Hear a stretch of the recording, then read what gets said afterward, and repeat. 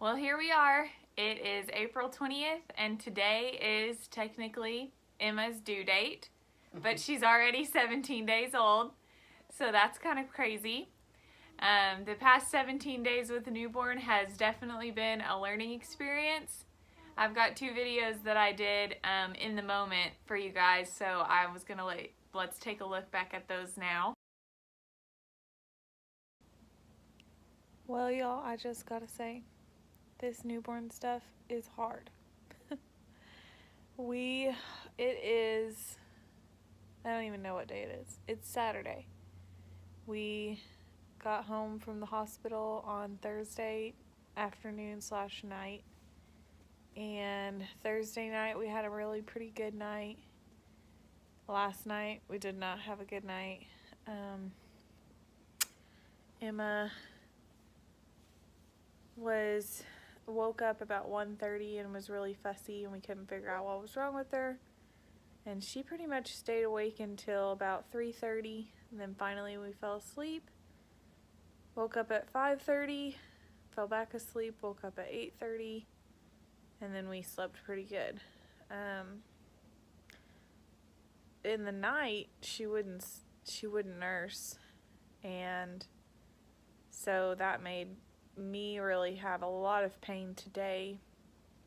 And none of my stuff was in yet because she was early, so we ran to Walmart and bought a hand pump, and just to try to give me some relief.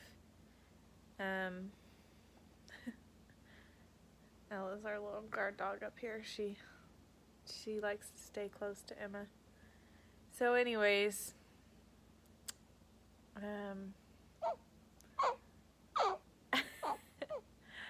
we're trying to enjoy this time home with her, but when she's upset and we don't know what to do and can't calm her down, we definitely are feeling inadequate. So, of course, these first few days, we're just trying to get in a routine and figure everything out.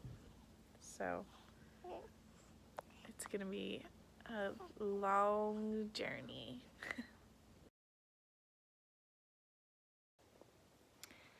Well, yesterday, Emma was 1 week old.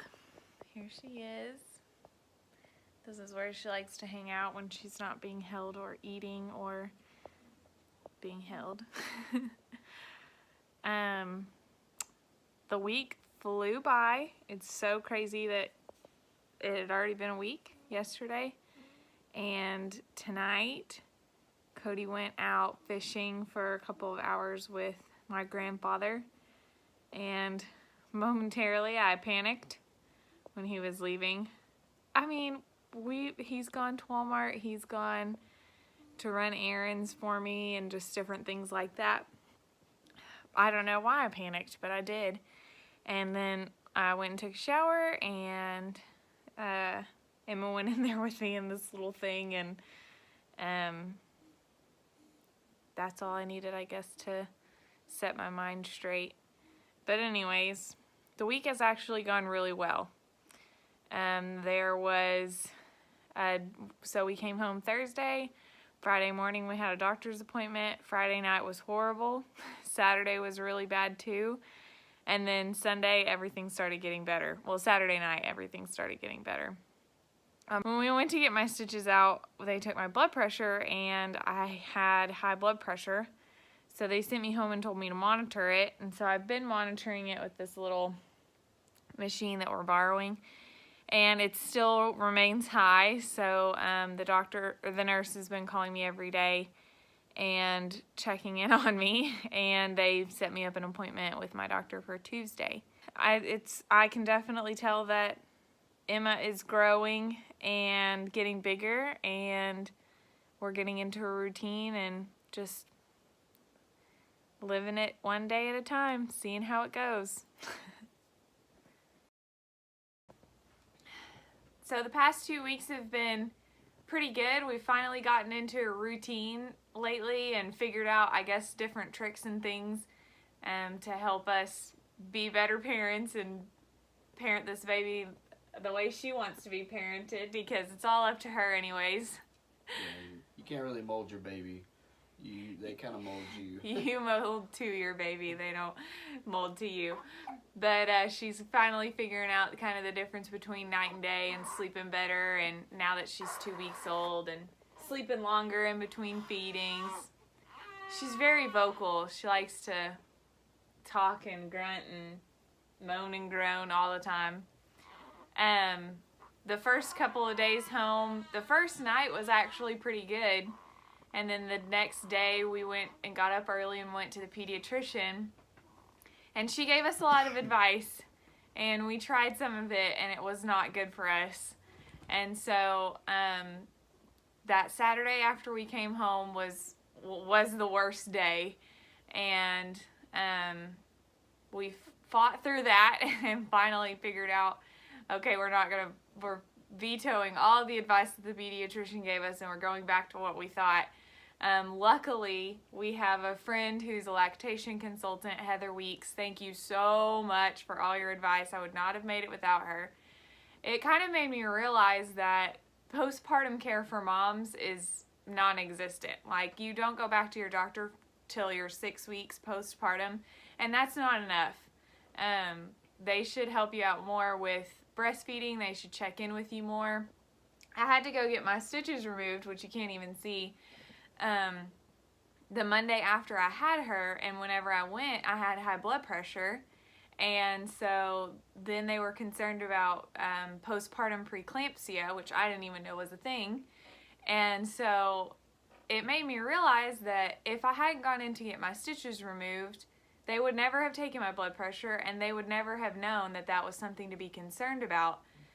So that was an eye-opening experience for me. And then just the fact that Heather helped so much with her being a lactation consultant, her help was essential, and they didn't offer that postpartum either. So I just think that was a really eye-opening experience for me, that we need more better postpartum care.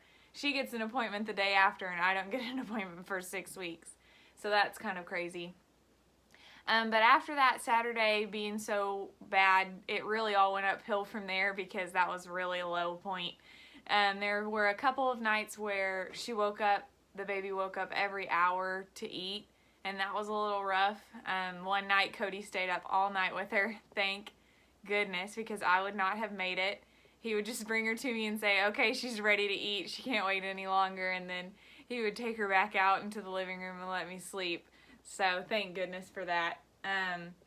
But once she really hit 2 weeks, which was Wednesday, she finally has gotten into a really great routine, and everything's been smooth sailing for the most part.